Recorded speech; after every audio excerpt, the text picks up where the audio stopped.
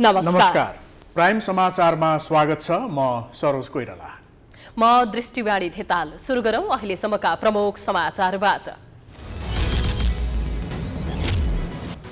ललितपुरको कन्सोर्सियम नल्लुमा कहाली लाग्दो घटना, आगो बाल्दा निसासिएर 2 दिने शिशुसहित एकै परिवारका 5 जनाको मृत्यु, गाउँ नै शोकमा। माओवादी अध्यक्ष प्रचण्डले प्रस्ताव गरेको केन्द्रीय सदस्यबारे पार्टीभित्र विवाद, 97 मध्ये 50 जना मात्रैको अनुमोदन, प्रकाश समूहको प्रस्ताव थाँती। नेपालले मानवीय दृष्टिले मात्रै युक्रेनको पक्ष लिएको सरकारद्वारा स्पष्ट, 533 नेपालीको उद्धार, सरकार अमेरिकाको इसारामा चलेको एमालेको आरोप। आर्थिक सूचक खस्किँदा पनि जिम्मेवार निकाय मौन, खल्तीबाट झिकेर योजना रातो किताबमा पार्ने प्रवृत्तिले समस्या, सरकारी निकाय बीच समन्वयको अभाव। अचाकली मूल्य वृद्धि हुँदा पनि सरकार चुपचाप, ससाना मुद्दामा सडकमा टायर बाल्ने विद्यार्थी संगठनहरू पनि मुखदर्शक, सर्वसाधारण भने महँगीको मारमा। युक्रेनमा रुसको आक्रमणपछि देश छाड्नेको संख्या 15 लाख नाग्यो। दुवैतर्फको आक्रमणमा सर्वसाधारणको मृत्यु हुने क्रम बढ्दो। र विभागीय टोली एपीएफलाई हराउँदै 7 दोबाटो युथ क्लब 5औं संस्करणको झापा गोल्ड कपको सेमिफाइनलमा प्रवेश।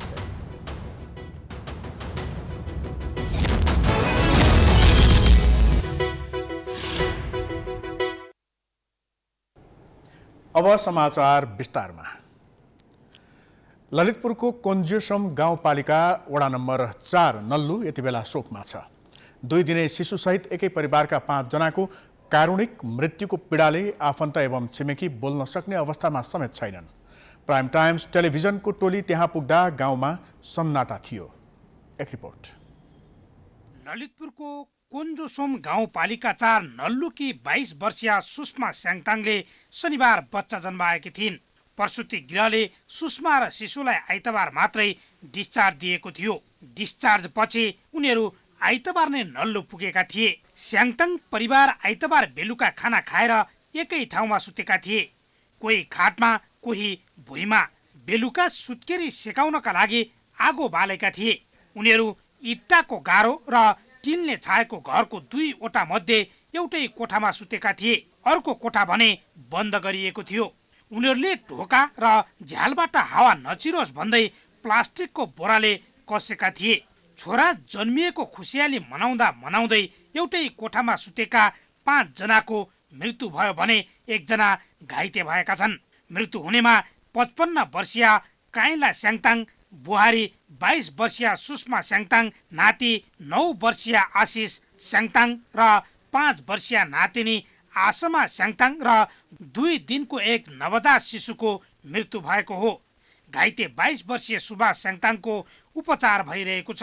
कैल तामाङ 55 वर्ष भन्नेले अनि कोइला ल्यायो है बोरामा, उता उहाँ रिक्सी पार्यो उता गोडमा। त्यो कोइलाको बोरा सायद भित्र होला, भित्र लागेको थियो। त्यो चाहिँ हामीलाई थाहा छैन भित्रलाई, अब उनीहरूले बाल्यो कि नबाल्यो होइन। यहाँ चाहिँ बालेर चाहिँ उहाँ चाहिँ मेरै बुढीले उसलाई बच्चालाई तेल लगाएर हामी गएको 10 बजे सिधै। राति आगो बालेर यसरी यहाँ बच्चालाई सेकिएको थियो। बाहिर परिवारमा हजुरआमालाई नाति घरमा आगमन भएको भन्ने खुसियालीमा जो परिवार रमाइरहेका थिए, परिवारका आफन्तजन खुसी भइरहेका थिए, रमाइरहेका थिए। र जहाँ 2 जना बालबालिका त्यहाँ सुतेका थिए भने जो गर्भवती महिला 23 वर्षीय उनी उहाँ सुत्नु भएको थियो। हिजो काका र काकी चाहिँ कति 10 बजे त्यो बच्चालाई तेलसेल दलेर जानुभयो काका र काकी। अनि बिहान म 7:30 बजे आथ्यो यहाँ आउन चाहिँ। सुभाष भनेर 3 चोटि कराएँ। अनि उसले केही जवाब दिएन। मेरो विचार ला अब ऊ सुतिरह्यो होला, हिजो अबेरसम्म बच्चाले सुत्न दिएन होला भनेर म फर्केर गयो। म अनि तलतिर गयो। अनि त्यहाँबाट पेङ्गाउँ मात्र पुग्न पाथ्यो। मास्लो घरको सुभाषहरूको कोही पनि छैन भनेर भाइले फोन गर्यो। अनि त्यहाँबाट हतार आइयो अनि हो रहेछ। यहाँ ढोको खोल्छ भनेर तलबाट मेरो घर त्यहीँ हो। अनि हेर्छ खोल्दैन। के भयो होला, बुढी आमा कहीँ जानु भयो कि आज नवरान दिन यसपालि पनि नउठाएको छु नि। यो निहार त भनेको छ मेरो मन भयो। अनि मेरो घरको साथ धान्दा सेदेर अनि के भयो होला भनेर आएकी त्यो बुहारीसँग, बुहारी के भयो होला। अनि माथि घरमा ढोकै खोलेन के न होला। मैले आइकन पनि सुत्नु गएको हो आमा खोइ ढोको त खोल्दैन बोल्दा पनि बोल्दैन बहिनीले पनि के भयो होला। प्रहरीको प्रारम्भिक अनुसन्धानले आगोको धुवाँले निसासिएर मृत्यु भएको देखाएको छ। कोइला बाल्दा कार्बन डाइअक्साइड अत्याधिक उत्पन्न भएको, हावा छिर्न नसक्ने गरी झ्याल ढोका बेसरी लगाइएकोले अक्सिजनको आवाज जावत हुन नसकेका कारण उनीहरूको मृत्यु भएको प्रहरीको अनुमान छ। 4 जना मान्छेहरू सुतिरहेको अवस्थामा 2 जना मान्छेहरू छटपटाइरहेको अवस्था देखिसकेपछि आत्तिएर उनीहरूले झ्यालबाट प्रवेश गरेर 2 जनालाई रेस्क्यु गरेर हस्पिटल पाटन हस्पिटल पठाएकोमा एकजना सानो बच्चा चाहिँ पाटन हस्पिटल आइपुग्दाखेरि मृत अवस्थामा देखिन्छ। घटनाको प्रकृति यो खालको देखिएको हुँदा भोलि पोस्टमार्टम र अन्य प्राविधिक परीक्षणहरूबाट जे देखिन्छ त्यसबाट यो हो भन्न सकिने अवस्था छ र यो अवस्था हेर्दाखेरि चाहिँ त्यहाँ कतै अक्सिजनको अभाव हो कि भन्ने खालको शङ्का पनि देखिन्छ। यो दृष्टिकोण र अन्य दृष्टिकोणबाट पनि प्रहरीले यो घटना सम्बन्धमा अनुसन्धान गरिरहेको छ। सोमबार न्वारन भएका कारण बिहानै 7:30 बजेतिर काइला स्याङताङकी छोरी रोशनी घलान घर आएकी थिइन्। उनको घर केही पर छ। सुत्केरी बुहारी र भदाको मुख हेर्न एका बिहानै आएकी रोशनीले मुख्य ढोका बन्द भएको देखेपछि बोलाइन्, तर कोही पनि बोलेनन्। त्यसपछि छिमेकीलाई हार गुहार गर्दै प्रहरीलाई बोलाएपछि मृत्यु भएको खुलेको थियो। कांग्रेस महामन्त्री गगन थापा र विश्वप्रकाश शर्मा धेरै समानता छन्। प्रश्न विचार राख्न सक्ने कौशलता छ, वाककलामा निपुण छन्। थापा र शर्मा 14औं महाधिवेशनबाट समान कार्यकारी पद महामन्त्रीमा निर्वाचित भएका छन्। तर शीर्ष नेताहरूको छलफल, पार्टीबाट प्रतिनिधित्व गर्ने बैठकहरूमा गगन थापा मात्रै देखिने गरेका छन्। के विश्वप्रकाश पार्टीभित्र छायामा परेका हुन् त? एक रिपोर्ट। थापा र शर्मा कांग्रेसले मात्र होइन देशले आशा गरेका जुझारू युवा नेता हुन्। राजनीतिमा पुस्तान्तरणको बहस चलिरहेका बेला कांग्रेस कार्यकारी पदमा 2 नेताको आगमनलाई धेरैले सकारात्मक रूपमा लिए। 2 जनाले कसरी काममा समन्वय गर्छन् भन्ने पनि धेरैको चासोको विषय बन्यो। पछिल्लो समय खास गरी एमसीसी पारित गर्ने लगायतका राष्ट्रिय मुद्दाका बैठकहरूमा कांग्रेस शीर्ष नेतृत्वबाट प्रतिनिधित्व हुँदा थापाको उपस्थिति देखियो। त्यस्ता बैठकहरूमा विश्वप्रकाश देखिएनन्। विपक्षी नेकपा एमालेका अध्यक्ष केपी शर्मा ओलीसँग बालकोटमै गएर वार्ता गर्नेमा पनि प्रधानमन्त्री देउबासँग थापा पनि हुन्थे। एमसीसी पारित गर्ने मुद्दामा थापाको सक्रियता रहेको राजनीतिक वृत्तमा चर्चा हुन्थ्यो। तर पार्टी केन्द्रीय समिति बैठकहरूमा पालै पालो एजेन्डा राख्ने गरेका 2 महामन्त्रीमध्ये एउटा अत्याधिक क्रियाशील र एउटा छायामा परेको जस्तो भयो भनेर पनि चर्चा हुने गर्यो। संविधान सभाको 2 कार्यकाल र प्रतिनिधि सभा सदस्यका रूपमा गगनले प्रभावकारी भूमिका निर्वाह गरे। यता विश्वप्रकाशले पनि सभापति शेरबहादुर देउबाको विश्वास जितेर अघिल्लो कार्यकालमा प्रवक्ताको जिम्मेवारी सम्हाले। जुन भूमिका विश्वप्रकाशले कौशलपूर्ण ढङ्गले निर्वाह गरे। 14औं महाधिवेशनमा थापा 2/3 मतसहित निर्वाचित हुँदा कमजोर गुटबाट उम्मेदवार बनेका शर्मा निर्वाचित भए। कांग्रेसको विधानले भने दुवै महामन्त्रीलाई बराबर हैसियत र अधिकार दिएको छ। राजनीतिक विश्लेषकहरूले पनि पार्टी नेतृत्वले कुनै एक पात्रलाई भविष्यमा राष्ट्रिय राजनीतिमा स्थापित गराउन लागेको हुन सक्ने आशय व्यक्त गरेका छन्। मलाई लाग्दछ सभापतिले आफूलाई कम्फर्टेबल हुने गरी पदाधिकारीहरूलाई विभिन्न जिम्मेदारीहरू दिनु स्वाभाविक हो। भूमिकामा विधानमै नलेखे पनि वरिष्ठ नेता रामचन्द्र पौडेलले पनि राजनीतिक भूमिका पाइरहनु भएको देखिन्छ। त्यसैले आफ्नो सक्रियता र आफ्नो क्षमताले भर पर्छ र नेतृत्वले पनि कहिलेकाहीँ कुन पदाधिकारीलाई कुन भूमिकामा स्थापित गर्ने भन्ने पनि हुनसक्छ। अहिले प्रधानमन्त्री शेरबहादुर देउवाले गगन कुमार थापालाई राष्ट्रका राजनीतिक मुद्दाहरूमा अलि बढी संलग्न गराएको, सामेल गराएको देखिन्छ। त्यसबाट के बुझ्न सकिन्छ भने भोलि राजकीय मामिलाको नेतृत्वमा विश्वप्रकाशलाई भन्दा गगन थापालाई स्थापित गर्ने उहाँको कहीँ इच्छा र चाहनाले पनि त्यो गरेको हुनसक्छ। संसदमा महामन्त्री शर्माको उपस्थिति नदेखिँदा पनि उनी छायामा परे जस्तो देखिनु स्वाभाविक रहेको हुन सक्छ।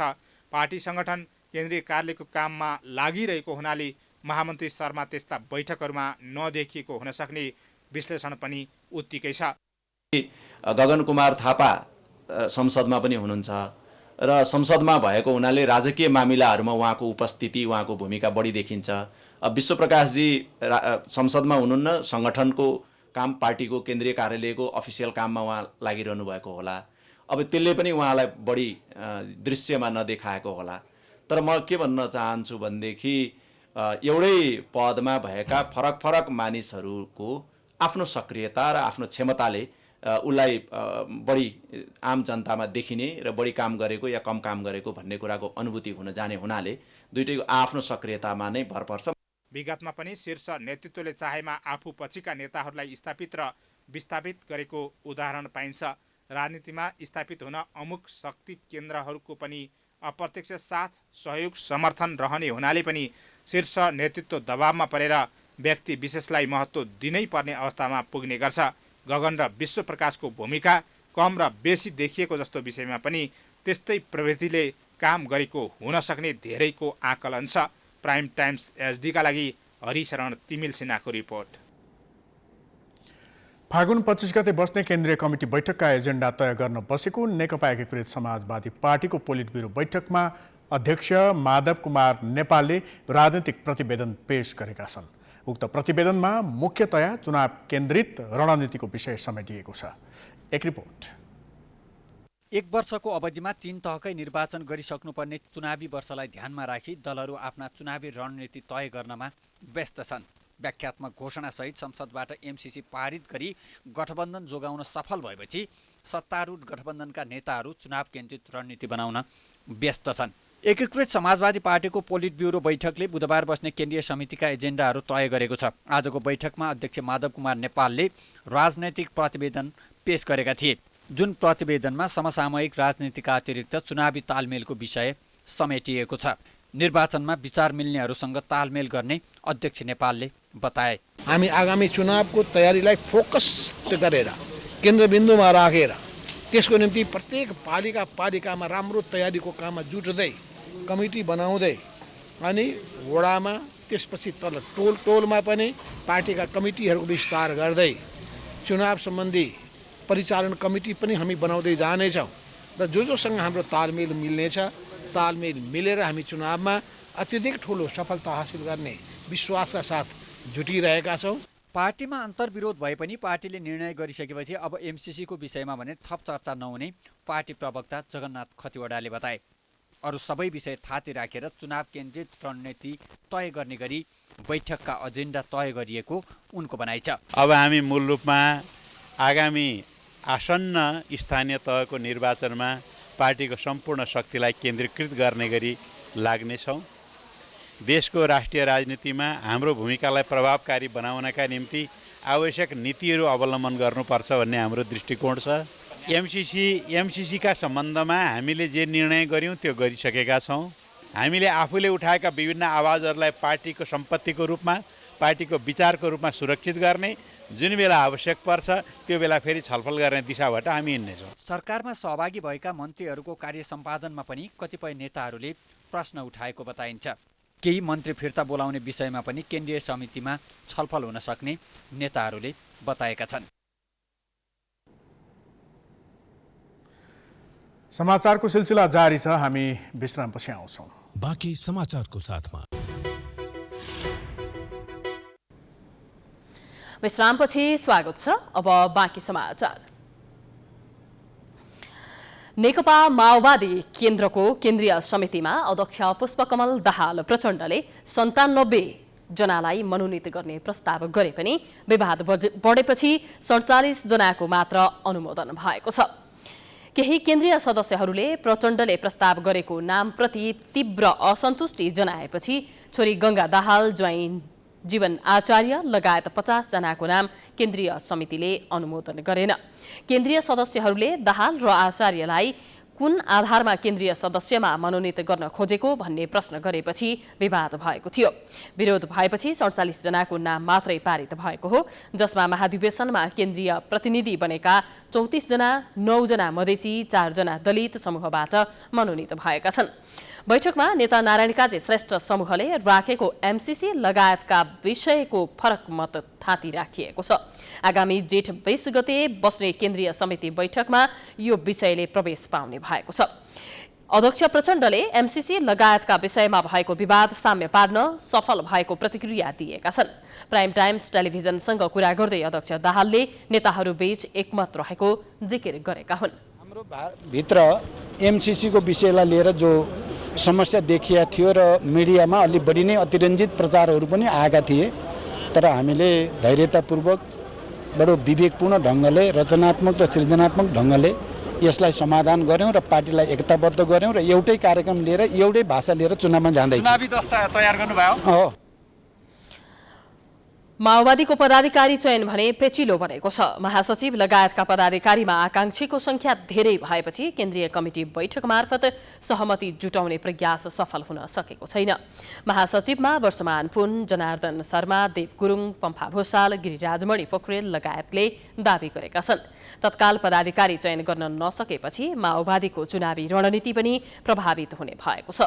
तर निर्वाचनलाई लक्षित गरेर विभिन्न जिल्लाहरूलाई समेटेर कमान्ड बनाएको छ।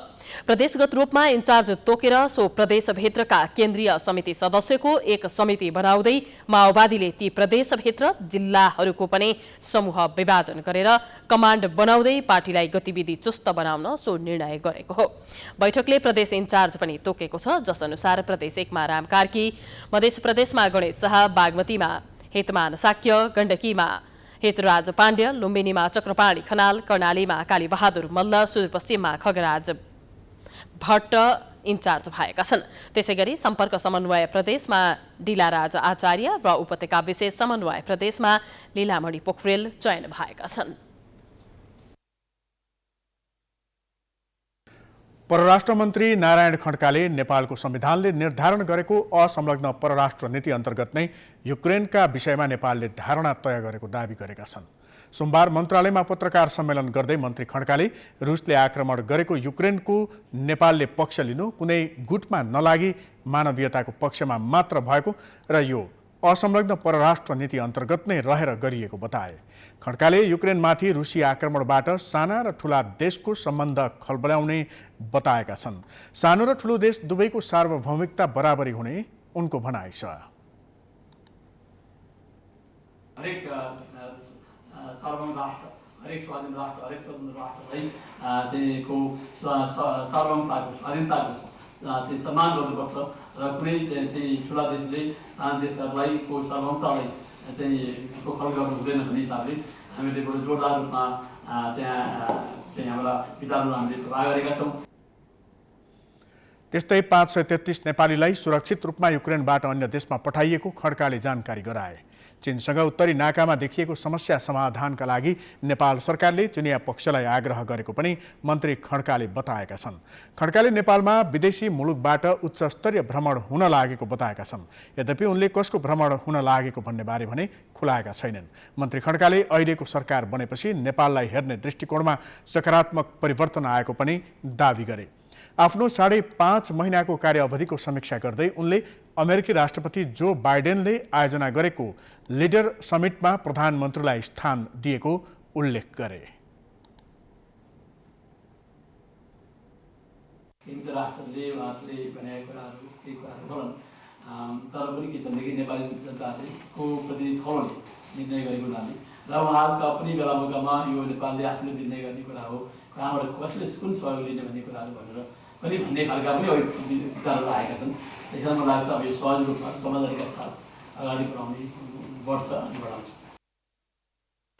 अफगानिस्तानको मानवीय सङ्कटमा सहयोग पुर्याउनका लागि नेपालले सक्रियता देखाएको र त्यसले मानवीय सेवामा ठूलो सन्देश गएको दावी गरे। बेलायतमा भूपू गोर्खाको मुद्दा उठान भएको, हराएका पुरातात्विक सामग्री फिर्ता ल्याइएको र यी पासपोर्ट वितरण आफ्नो कार्यकालको सफल काम भएको पनि उनले बताएका थिए। नेकपा एमालेका सचिव तथा पूर्व परराष्ट्र मन्त्री रघुवीर महासेठले नेपाल सरकारले हतार गरेर युक्रेनको पक्षमा उभिएको भन्दै कडा आलोचना गरेका छन्। आज रिपोर्टर्स क्लब नेपालको साक्षात्कार कार्यक्रममा उनले रुस युक्रेनलाई युद्ध रोक्नका लागि नेपाल सरकारले आह्वान गर्नुपर्ने उल्लेख गरे। महासेठले रुस पनि नेपालको मित्र राष्ट्र भएकाले युक्रेनको पक्ष लिनु हतार भएको बताए। उनले गठबन्धन सरकारमा आबद्ध दलहरूले गल्ती गरेको जिकिर गरे। यति छिटो निर्णय हुँदैन। स्वयं आफूलाई देखाउन आफ्नो सरकारलाई देखाउन उहाँहरूले हतार गर्नुभयो। यसमा वास्तवमा यो गठबन्धनको सरकार छ। यदि त्यो गलत थियो वा त्यति हतार गर्नु हुँदैन भन्ने कुराहरू प्रचण्डजीले माधवजीले रोक्नु पर्थ्यो। त्यो सबैलाई थाहा छ। रसिया पनि नेपालको एउटा राम्रो मित्र छ। महासेठले आगामी निर्वाचनमा आफ्नो पार्टी एक्लै लड्ने घोषणा गरेका छन्।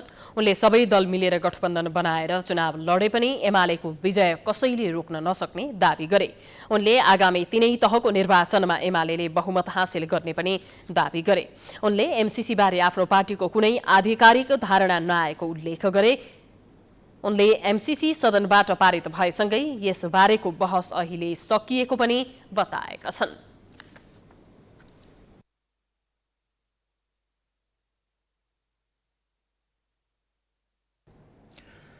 प्रतिनिधि सभा अन्तर्गतको शिक्षा तथा स्वास्थ्य समितिको बैठकले नोबेल मेडिकल कलेज विराटनगरका अनसनरत विद्यार्थीहरूलाई पढ्न सक्ने वातावरण बनाउन सरकारलाई निर्देशन दिएको छ। सिंहदरबारमा सोमबार बसेको समिति बैठकले 3 महिना पढाइ छुटेका विद्यार्थीलाई पुनः कक्षा सञ्चालन गर्न कलेजलाई निर्देशन दिएको हो। समिति सभापति जयपुरी घरतीले कलेजले छात्रावास र अनेक वाहनामा अतिरिक्त शुल्क लिने गरेको बताइन्। उनले तत्काल चिकित्सा शिक्षा आयोग, कलेज र जिल्ला प्रशासनसँग समन्वय गरेर विद्यार्थीलाई पढ्ने वातावरण बनाउनु पर्नेमा जोड दिइन्। घरतीले मेडिकल कलेजले कानुनले तोकेको भन्दा बढी नै शुल्क लिने गरे पनि नियन्त्रण गर्न कठिनाई भएको बताइन्। यो हल गर्नको लागि हाम्रो समितिले म लामो कुरा गर्न चाहन्न। समितिले अहिले ती विद्यार्थीहरूलाई जसरी हुन्छ त्यो कलेजमा वातावरण सिर्जना गरेर हुन्छ भन्ने 1 हप्ताभित्र तिनलाई त्यहाँ क्लास जोइन हुने गरिकन आयोगले त्यहाँ हल लिनुपर्छ, घण्टालाई लिनुपर्छ, हाम्रो त्रिभुवन विश्वविद्यालय पनि लिनुपर्छ। यसमा फेरि उनीहरूको तर्क के छ भने हामीले एकदम बाइकट गरिरहेको छ, काठमाडौँ युनिभर्सिटीले बाइकट गरिरहेको छ अनि हामीलाई टर्चर गरिरहेको छ भन्ने छ। बैठकमा चिकित्सा शिक्षा आयोगका उपाध्यक्ष डाक्टर श्रीकृष्ण गिरीले एमबीबीएस अध्ययनका लागि अतिरिक्त शुल्क लिएको र विद्यार्थीलाई अनावश्यक तनाव दिएको भन्दै कारबाही प्रक्रिया अगाडि बढाएको जानकारी दिनुभयो। उनले कलेजले एमबीबीएस कोटा घटाउने, कोटा खारेज गर्ने तथा सम्बन्धन खारेज गर्ने जस्ता कारबाहीका लागि प्रक्रिया अगाडि बढाएको बताए। निर्देशन मिटिङमा बसेर निर्देशन गरेको छ। त्यो निर्देशनका अपहेलना भएका छन्। ती अपहेलनाको बावजुद अब हामीसँग प्रागिक हिसाबले गर्ने कुराहरू भनेको त्यो कलेजलाई कारबाही गर्ने हो। यहाँ मानिसहरूले पनि उठाउनु गएको छ, सिट सङ्ख्या घटाउने अथवा सिट सङ्ख्या नदिने अथवा सम्बन्धनको चाहिँ खारिज गर्ने। यी कुराहरूको निर्णयको लागि हामी आयोगमा यो एजेन्डा उठाउँछौँ। यदि यो कुरा समस्या समाधान भएन भने हामीले लिखित रूपमा पनि भनेका छौँ। त्यस्तै समिति सदस्यहरूले विद्यार्थी हितका लागि सरकार गम्भीर बन्नुपर्नेमा जोड दिएका छन्। यसलाई चाहिँ नि कारबाही गरेको स्थिति चाहिँ हुनु पर्यो र विद्यार्थीहरूको व्यवस्थापन चाहिँ नि हुनु पर्यो। यो 25 गते भित्रमा कसरी व्यवस्थापन गर्नुहुन्छ, उसले पढ्न पाउनु पर्यो। एकदम चाहिँ नि पठन पाठनको वातावरणमा मानसिक त्रास कुनै पनि नहुने गरी उसले चाहिँ पढ्ने एउटा ग्यारेन्टी हुनु पर्यो। अर्को भनेको उसलाई चाहिँ कारबाही चाहिँ गरेको स्थिति चाहिँ हुनु पर्यो जब उसले चाहिँ गलत काम गरेको छ। विश्वविद्यालयको पदाधिकारी र आयोगको पदाधिकारी एकदम गौण भएको भनेको चाहिँ विद्यार्थीसँग नै त्यो कलेजसँग चाहिँ यहाँहरूको निजी स्वार्थ चाहिँ जोडेको छ भन्ने कुरा नै बुझिन्छ। त्यसो भएको हुनाले आजको समितिको बैठकमा विशेष गरी हामीले विश्वविद्यालय अनि त्यो चाहिँ कलेज नोबेल कलेजका प्रतिनिधिहरू, विश्वविद्यालयको प्रतिनिधि बोलाएको भए चाहिँ सबै कुरा हामीले चाहिँ एउटा निर्णय गरेर पनि जान सक्थ्यौँ। कलेजमा अध्ययनरत 10 विद्यार्थीले समितिमा कलेजले आफूहरूसँग अतिरिक्त शुल्क मागेको र नदिएपछि विगत 3 महिनादेखि पठन पाठन गर्न नदिएको भन्दै उजुरी दिएका छन्। आयोगले उपत्यका बाहिर एमबीबीएस अध्ययनका लागि 44,36,000 रुपैयाँ तोकेको छ, तर कलेजले आयोगले तोके भन्दा बढी शुल्क लिएको आरोप लगाएका छन्।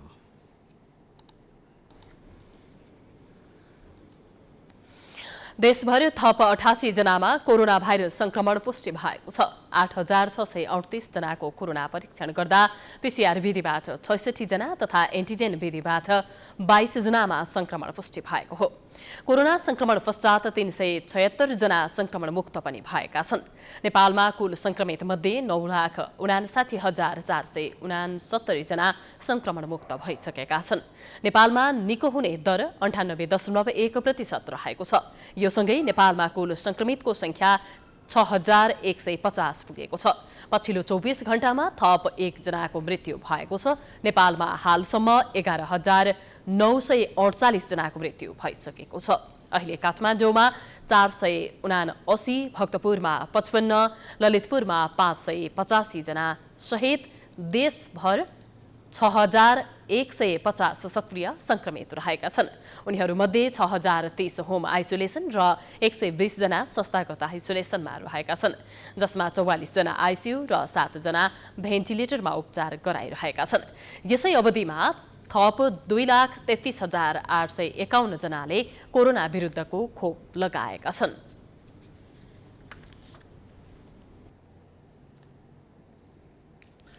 आउँदो वैशाख 30 गते स्थानीय तहको चुनावमा 72 दलले देशैभरि उम्मेदवारी दिने भएका छन्। निर्वाचन आयोगमा निर्वाचन प्रयोजनका लागि दर्ता भएका 80 दलमध्ये 72 दलले देशभरि उम्मेदवारी उठाउने भन्दै निवेदन दर्ता गरेको आयोगका सहप्रवक्ता सूर्यप्रसाद अर्यालले जानकारी दिएका छन्। यतिबेला मतदाता नामावलीमाथि दाबी विरोधको प्रक्रिया चलिरहेको बताउँदै 1,78,00,000 मतदाता नामावली स्थानीय तहहरूमा पठाइएको छ। मृत्यु भएका, बसाई सराई गरेर अन्यत्र गएकाहरूका बारेमा उजुरी पर्यो भने ती नाम मतदाता नामावलीबाट हटाइने सहप्रवक्ता अर्यालले जानकारी दिए।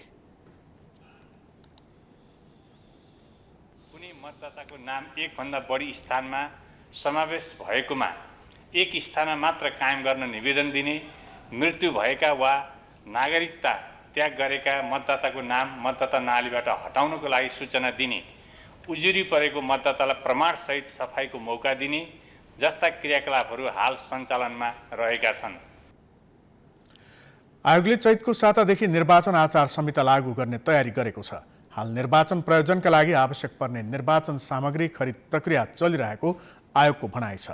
आयोगले निर्वाचनका लागि मतपत्र छपाई गर्दा चिन्ह, विवरण तथा सुरक्षण चिन्ह हरियो हुने जानकारी दिएको छ। त्यस्तै निर्वाचन सम्बन्धी छपाई सामग्रीहरू, निर्वाचन प्रचार सामग्री, निर्देशिका, फारम आदि छपाईका लागि छापाखानाहरू र सामग्री ढुवानी व्यवस्थापनका लागि हेलिकप्टर, ट्रक तथा कुरियर सेवा लिन सम्बन्धित फर्म संस्थाहरू सूचीकृतका लागि सार्वजनिक सूचना जारी गरिएको छ।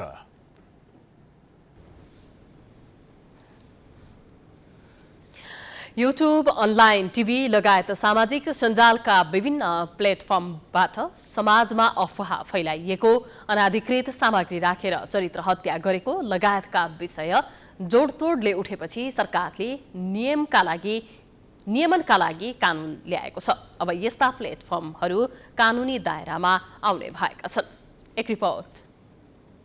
सञ्चार तथा सूचना प्रविधि मन्त्रालयले राष्ट्रिय प्रसारण नियमावली 2078ले पहिलोपटक अनलाइन टिभीलाई नियमनको दायरामा ल्याएको हो। संशोधित नियमावलीमा अनलाइन टेलिभिजनलाई इन्टरनेट मार्फत आफैले उत्पादन गरी नियमित रूपमा श्रव्य दृश्य कार्यक्रम प्रसारण गर्ने कार्य भनेर परिभाषित गरेको छ।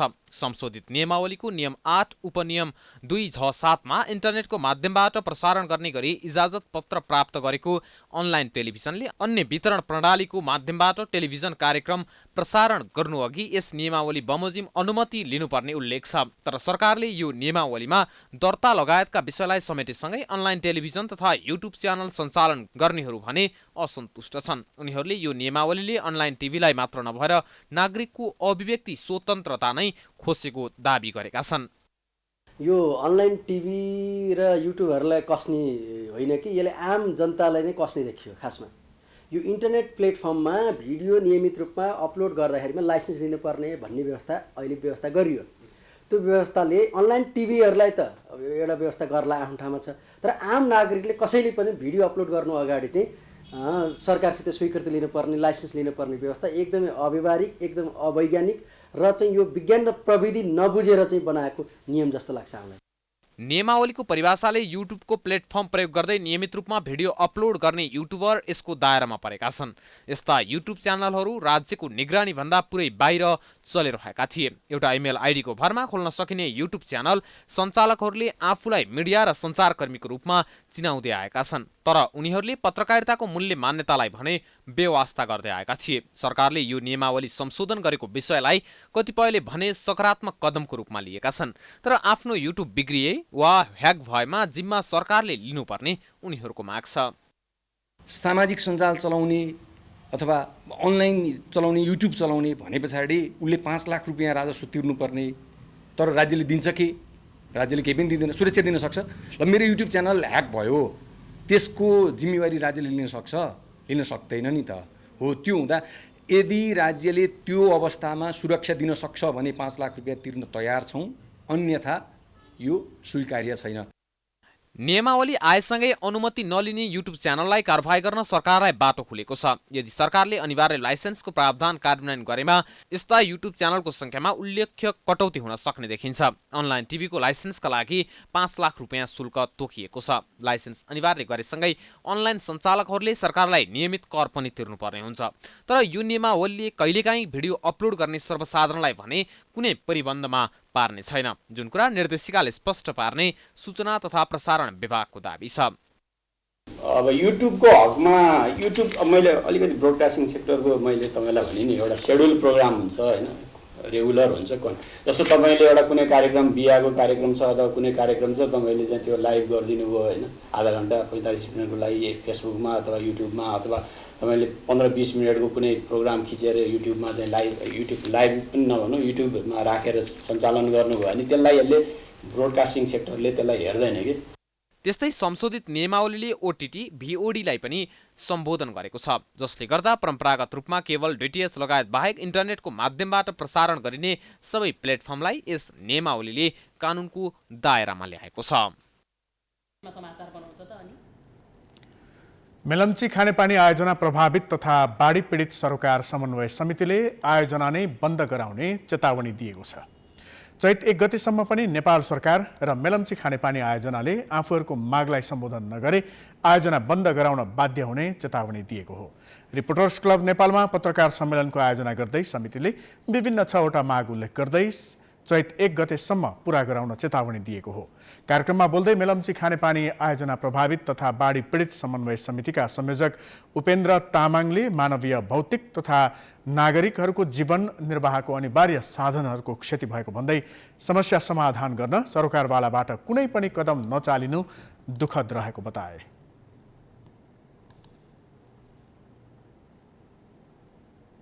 नेपाल सरकार मेलम्ची खानेपानी विकास समिति लगायत सम्बन्धित सरकारी गैर सरकारी निकायहरूलाई हामी समयको रूपमा 1 हप्ता समय दिनेछौँ र 1 हप्ता पश्चात पनि हाम्रो यो मागहरूलाई कुनै पनि सुनवाई नभएमा फेरि पनि हामी आन्दोलन व्यापक रूपमा आन्दोलन गरेर सिन्धुपाल्चोक जिल्लामा मात्रै नभएर काठमाडौँमा समेत हामी आन्दोलनको तयारी गर्नेछौँ।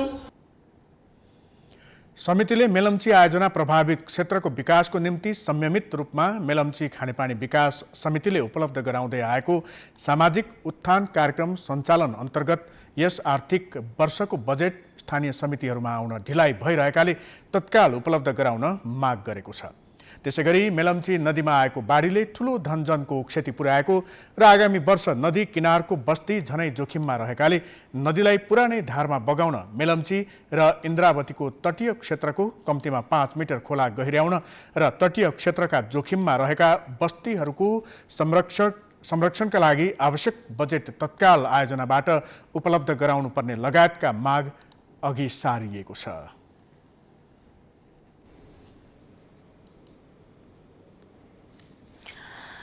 हात्तीपाइले रोग निवारणका लागि फाल्गुन 28 गतेदेखि विभिन्न 10 जिल्लामा हात्तीपाइले रोग विरुद्धको औषधि खुवाउने भएको छ। सोमबार काठमाडौँमा हात्तीपाइले रोग निवारणका लागि आम औषधि सेवन अभियानका बारेमा जानकारी दिँदै एपिडेमियोलोजी तथा रोग नियन्त्रण महाशाखाले हात्तीपाइले रोग निवारणका लागि 5 जिल्लामा 3 प्रकारका र 5 जिल्लामा 2 प्रकारका औषधि खुवाउन लागि जानकारी दिएको हो।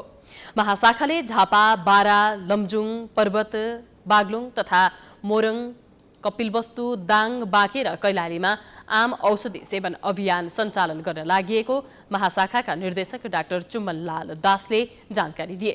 उनले हात्तीपाइले रोग निवारणका लागि सचेतनामूलक कार्यक्रमको पनि आयोजना गरिने बताए। लामखुट्टेको टोकाइबाट हुन्छ र यसको परजीवी हुन्छ, त्यो परजीवी सधैँ मान्छेको शरीरमा प्रवेश गरेपछि यो रोग लगाउँछ भन्ने कुरा अब मैले यसमा लाइन पढ्नुहुँदा पनि अब यसको शरीरमा भनेको रगत र अर्को रगतैको जस्तो अर्को लिम्फ हुन्छ, त्यो रगतको नलीभन्दा अर्को लिम्फ बोक्ने नलीमा यो छिरेर यसले त्यहाँ ब्लक गर्छ भनेको ब्लक गरिसकेपछि यो जुन हामीले नक्सामा देखाइरहेको छ यस्तो किसिमको अवस्था के हुन्छ सिर्जना गर्छ। त्यसैले हामीले बुझ्नु पर्यो लामखुट्टेको टोकाइले यो हुन्छ र एक प्रकारको परजीवी छ, त्यो परजीवी शरीरमा प्रवेश गरेपछि यो रोग लाग्छ। नेपालका 63 जिल्लाबाट सुरु गरिएको औषधि सेवन अभियान 53 जिल्लामा बन्द गरिसकेको र 10 जिल्लामा संक्रमण दर नघटेको पाइएकाले पटक पटक औषधि खुवाउनु परेको महाशाखाले जनाएको छ।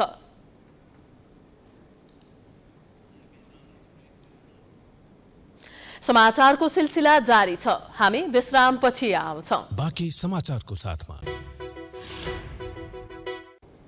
विश्रामपछि स्वागत छ। अब आर्थिक समाचार।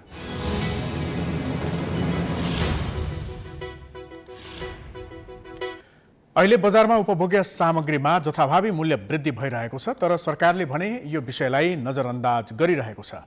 माग अत्याधिक हुने र वस्तुको मूल्यसँग सम्बन्ध नराख्ने हुँदा बजारमा महँगी आकाशिएको छ। बजारमा जथाभावी बढेको मूल्यले उपभोक्ता चर्को मारमा परेका छन्, तर अरू समयमा सडक आवाज उठाउने विद्यार्थी संगठन समेत कानमा तेल हालेर बसेका छन्। एक रिपोर्ट। 3 दशक भन्दा लामो समयदेखि नेपालमा दोहोरिँदै आएको शब्द हो राजनीतिक दल र सत्ता सञ्चालन गर्न आइपुग्ने सरकार जिम्मेवार भएनन्। गिरिजाप्रसाद कोइराला, केपी शर्मा ओली, शेरबहादुर देउबा, सुशील कोइराला, झलनाथ खनाल, माधव कुमार नेपाल, पुष्पकमल दाहाल प्रचण्ड, डाक्टर बाबुराम भट्टराईदेखि सत्ताको नेतृत्व जसले सम्हाले पनि सबै नेतृत्वमा पुँजीगत खर्च हुन सकेन भन्ने शब्द दोहोरिरह्यो। समस्या जिउको त्यों रहेको भन्दै एउटै रटान दोहोरिरह्यो। नेपाल राष्ट्र ब्याङ्कको तथ्याङ्कमा अहिले कुनै पनि सूचक राम्रो छैन। बजारमा तरलताको ठूलो अभाव छ। अहिले अर्थतन्त्रमा खतराको घन्टी बजिसकेको भन्दै आयातमा कडाइदेखि विभिन्न निर्देशन जारी गर्न केन्द्रीय ब्याङ्क बाध्य बनिरहँदा अर्थतन्त्र हाँक्ने मुख्य मियो प्रधानमन्त्री, आर्थिक दृष्टिकोण दिने राष्ट्रिय योजना आयोग, वित्तको व्यवस्थापन गरिदिने अर्थ मन्त्रालय, आर्थिक स्थायित्व कायम गराउन लाग्ने नेपाल राष्ट्र ब्याङ्क र विकास गर्ने विकासे मन्त्रालय बीच आपसी समन्वय छैन। सरकारको नेतृत्व गर्ने मन्त्री परिषदले समन्वय नै गर्न सकेन। सम्भाव्यता अध्ययन र विस्तृत परियोजना प्रतिवेदन तयार पारिएको हुँदैन। खल्तीबाट योजना ल्याएर रातो किताबमा राखिन्छ। रातो किताब पनि अर्को चुनाव जित्ने चुनावी घोषणा पत्र जस्तो भन्दा अर्थतन्त्रमा समस्या थपिँदो छ। यो राष्ट्र ब्याङ्क होइन, अर्थ मन्त्रालय, योजना आयोगहरू सम्बन्धित मन्त्रालयहरूको बिचमा समन्वय भएन। त्यसैले यो कसैले बाहिरबाट सृजना गरेको समस्या भन्दा पनि हामी आफैले हाम्रो निकम्मापन, हाम्रो समन्वय हुन नसक्नु, हाम्रो एउटा वैज्ञानिक ढङ्गको योजना हुन नसक्नु र जम्मै कुरा तदर्थबाट हुनु। बजेट र यो रातो किताब घोषणापत्र, चुनावी घोषणापत्र जस्तो हुन्छ, अनि कहाँबाट काम हुन्छ? योजना आयोग, अर्थ मन्त्रालय, राष्ट्र ब्याङ्क, विकासे मन्त्रालय बीचको निकम्मापन र वैज्ञानिक योजना हुन नसक्नु एवं जम्मै विषय तदर्थवादमा चल्नु पनि समस्या छ। योजना छ, बजेट छैन, बजेट छ, योजना छैन, सुशासनयुक्त राजनीति हुन सकेन। बजेट छ, योजना छैन, योजना छ, बजेट छैन, त्यो भन्ने मतलब त पैसा नभएको होइन, तर केमा खर्च गर्ने चाहिँ हामी त्यो स्पष्टता छैन। अब योजना चाहिँ योजना हामीले गर्छौँ, त्यसको निमित्त हामीले चाहिँ यो खास चाहिँ यो हामीले खर्च चाहिँ जुटाउन सकेका छैनौँ। विदेशी विनिमय सञ्चित घट्दै जानु, व्यापार घाटा उच्च हुनु, मूल्यवृद्धि बढ्नु, तरलता अभाव, रेमिटेन्स घट्नु, ब्याजदर उच्च हुनु लगायत सबै क्षेत्र हेर्दा नेपालको अर्थतन्त्र सङ्कटतर्फ उन्मुख छ। यति बेला अर्थतन्त्रलाई सही दिशा दिनु नै नेतृत्वको सुझबुझपूर्ण निर्णय हुनेछ। अर्थतन्त्र चलाउन जानेनौँ कि सबै कुराको सारांश भनेको त्यसलाई कुन ठाउँमा टाइट गर्नुपर्ने कुन ठाउँमा लुज गर्नुपर्ने अथवा त्यसको मेकानिजम के हुने भन्ने बारेमा हाम्रो भनौँ न हामी लगायत नीति निर्माताहरू अलिक क्लियर भएनौँ कि त्यही गर्दा अर्थतन्त्र हिजोका दिनबाट हामीले जुन एउटा ट्रेडिसनल वेबाट चलायौँ कतिपय कुराको हिसाब पनि नराखिकन हैन बढी इन्फर्मल एक्टिभिटीहरूलाई प्रमोट गरेर हामी गऱ्यौँ त्यसलाई बिस्तारै फर्मल एक्टिभिटीहरूमा आर्थिक दायराभित्र र ट्याक्सको दायराभित्र नल्याएको हुनाले त्यस्तो भएको छ कि जेठमा बजेट आउँछ, साउनमा कार्यान्वयनमा जान्छ, माघमा मध्यवधि समीक्षा हुन्छ। मध्यवधि समीक्षाबाट बल्ल यो भएन र उसो भएन भनिन्छ। दर्जनौं पटक दोहोरिएको समस्या हो यो, तर पुँजीगत खर्च गर्न नसक्ने गाँठी समस्या समाधान हुनै सक्दैन। समस्या झन्झन बढ्दै गइरहेकाले अर्थतन्त्रलाई बचाउन मन्त्री परिषदबाट नै समन्वयकारी भूमिका निर्वाह गरी अर्थतन्त्र चलायमान गराउने मन्त्रालय र अन्य निकायलाई सही बाटोमा हिँडाउन सक्नु आजको आवश्यकता हो। प्राइम टाइम्स एचडीका लागि क्यामेरामा भास्कर भट्टाचार्यका साथ हरिशरण नेउपाने, काठमाडौँ। प्रधानमन्त्री शेरबहादुर देउवाले आवश्यक समन्वयकारी भूमिका निर्वाह गर्न नसक्नु र अर्थतन्त्र हाँक्ने मन्त्रालय एवं विभिन्न निकायबीच तालमेल नहुँदा सरकार चले पनि नेपालको अर्थतन्त्र भने चल्न सकेको छैन। कोभिड महामारीसँगै खस्किएको अर्थतन्त्र दिनदिनै समस्यामा परेर खतराको घण्टी बजिसक्दा समेत पनि सरकारी निकाय गम्भीर बन्न नसक्दा अर्थतन्त्र सङ्कटमा पर्ने अवस्था सृजना भएको छ। एक रिपोर्ट। दैनिक उपभोग्य वस्तुको मूल्य छोइसक्नु छैन। दैनिक जसो भान्सा महँगिँदा अन्य झिना मसिना विषयमा सडक र सदन तताउने निकाय मौन छन्। यस विषयमा न सरकारले ध्यान दिन सकेको छ न विभिन्न सङ्घ संगठनहरूले समेत यस विषयलाई गम्भीर रूपमा लिन सकेका छन्। पेट्रोलियम पदार्थको मूल्य बढ्दा सडकमा टायर बालेर मूल्य घटाउन दबाब दिने विद्यार्थी नेताहरू अहिले गुमनाम छन्। सरकारलाई घचघचाउने सरकारबाट दबाब दिने निकाय पनि निष्प्रभावी बनेको छ, जसका कारण सरकारलाई दबाब नपुगेको कारण आम जनतालाई जे गरे पनि हुन्छ भन्ने मनासायमा सरकारवाला निकाय छन्।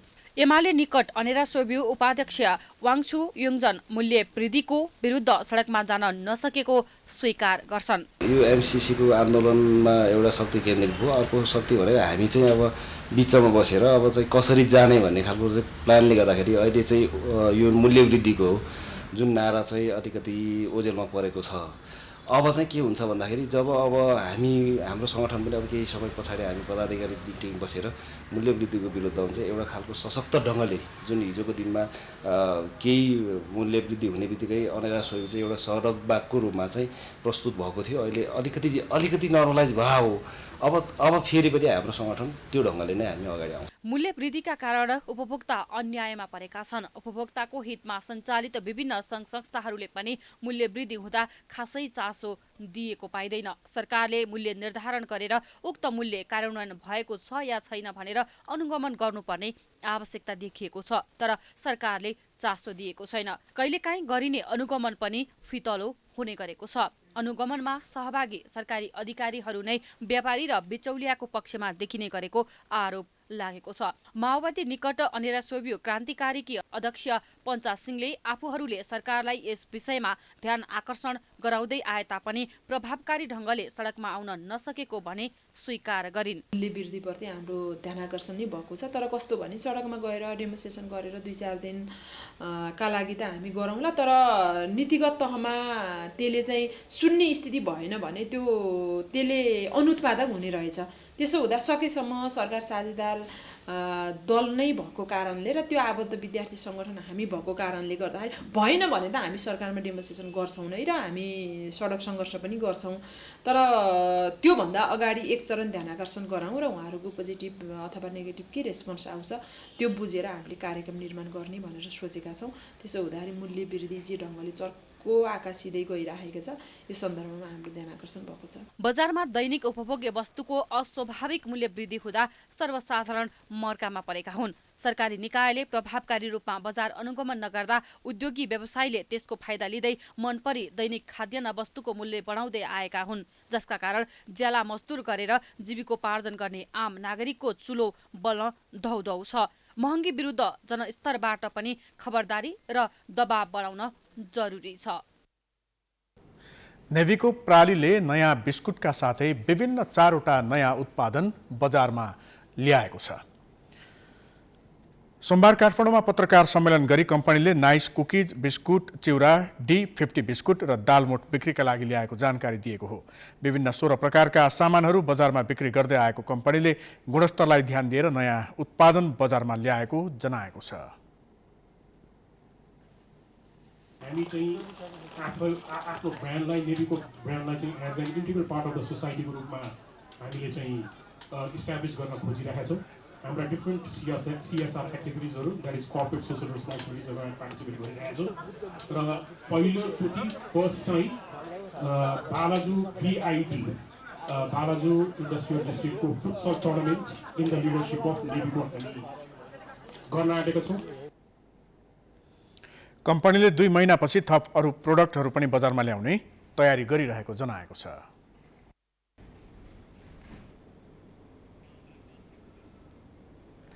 अब अन्तर्राष्ट्रिय समाचार।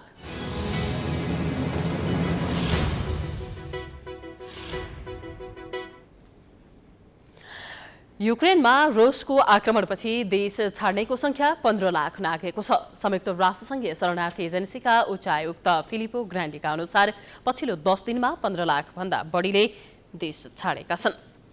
युक्रेनमा रुसी हमलाका कारण दिनहुँ विस्थापित हुनेको संख्या बढ्दो छ। द्वन्द्वको चपेटामा परेपछि दुवैतर्फको आक्रमणमा सर्वसाधारणको मृत्यु भएको छ। युक्रेनको राजधानी किभ नजिकैको इर्पिन शहरबाट सर्वसाधारण भाग्ने क्रममा मोर्टर आक्रमणमा समेत परेका छन्।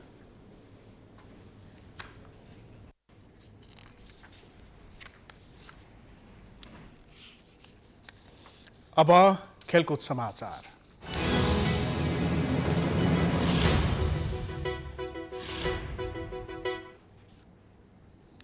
विभागीय टोली एपीएफलाई हराउँदै सातदोबाटो युथ क्लब 5औं संस्करणको झापा गोल्ड कपको सेमिफाइनलमा प्रवेश गरेको छ।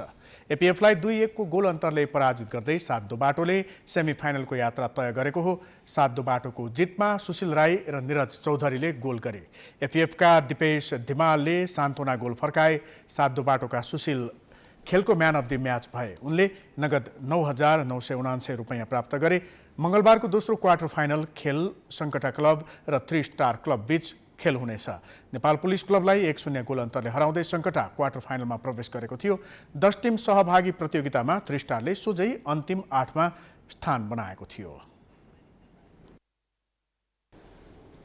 हामी समाचारको अन्त्यमा आइपुगेका छौं। जाँदा जाँदै प्रमुख समाचार पुनः एकपटक।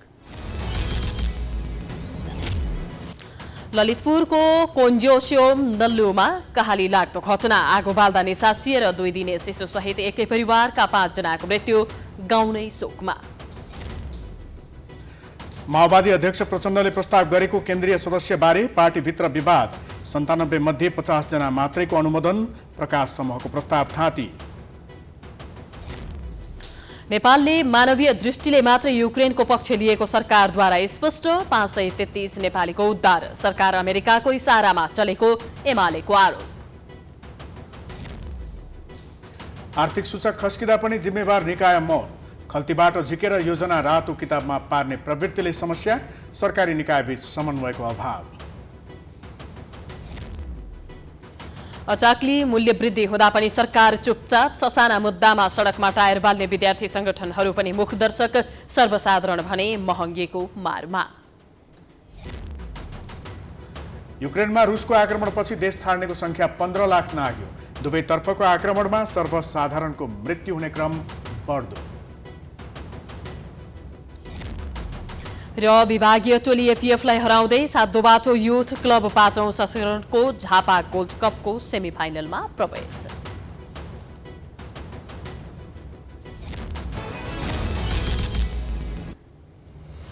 समाचार अहिलेलाई सकियो। यसपछिको प्रस्तुति जनता जान्न चाहन्छन् ऋषि धमलाको साथमा। हेर्दै गर्नुहोला प्राइम टाइम्स HD। नमस्कार।